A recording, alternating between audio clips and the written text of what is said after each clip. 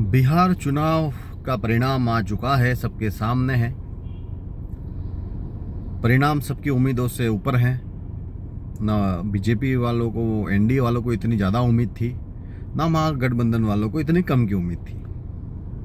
और बाकी लोगों का, प्रशांत किशोर और उनका तो बात ही क्या करें। पर परिणाम आ चुके हैं लगभग। और महागठबंधन क्यों हारा, उसके दो कारण हैं। कारण तो कई हो सकते हैं। पहला तो देखो, तेजस्वी बिहार का आदमी है, बिहार का नेता है, उसका अपना एक वोट बैंक है बिहार में, वो अपनी मेहनत कर रहा है। लेकिन उनके जो सहयोगी थे, कांग्रेस पार्टी थी, उनके जो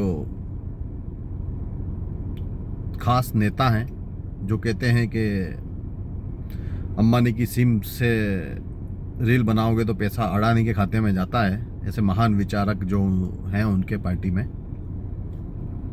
इन लोगों को एक चीज समझनी पड़ेगी कि भैया चुनाव, जिस दिन चुनाव घोषित होता है ना, उस दिन से चुनाव की लड़ाई शुरू नहीं होती है। चुनाव जीतने के लिए पूरे 5 साल की मेहनत लगती है। अंदर जमीनी स्तर पे कार्यकर्ता काम करते हैं, एक प्रॉपर रणनीति होती है, तब जाके जो ये परिणाम आया है मोदी जी और नीतीश जी के नाम पर, ये परिणाम ऐसे ही नहीं आता है। इसके लिए जमीनी स्तर पर कई सालों की मेहनत होती है। आप पैराशूट की तरह आते हैं, कोई भी फर्जी मुद्दा छेड़ देते हैं जिसका जनता उसको रिलेट नहीं करती है, क्योंकि जिस जनता ने वोट दिया उनका तो वोट कटा ही नहीं है, इसीलिए उन्होंने वोट दिया है। तो आपके मुद्दे तो सब ऐसे ही फर्जी होते हैं।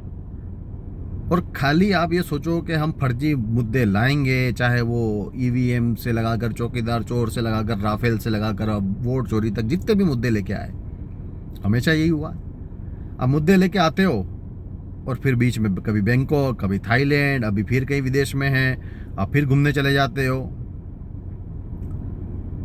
और फिर आके फिर आरोप लगाओगे कि हमारा तो वोट चोरी हुआ है।